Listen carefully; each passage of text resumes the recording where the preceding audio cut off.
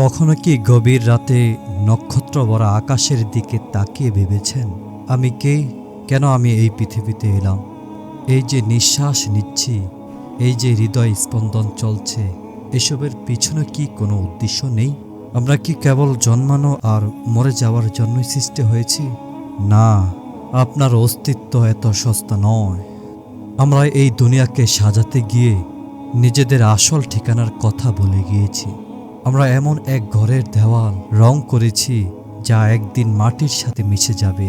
আমরা এমন সব মানুষের মন জয় করতে ব্যস্ত যারা আমাদের জানাজা এসে দুশ্চিন্তা করবে, ফিরতে কত দেরি হবে। আমরা কি তবে মরীচিকার পিছনেই জীবন কাটিয়ে দিব? ইসলাম মানে শুধু কতগুলো নিয়মের সমষ্টি নয়। ইসলাম হলো সেই পরম শান্তি যা আপনি দামি বিছানায় শুয়ে পাবেন না, কিন্তু এক টুকরো জায়নামাজে পাবেন। ইসলাম আমাদের শেখায় আপনি একা নন, আপনার একজন মালিক আছেন যিনি আপনার প্রতিটি ফিসফিসানি শুনেন।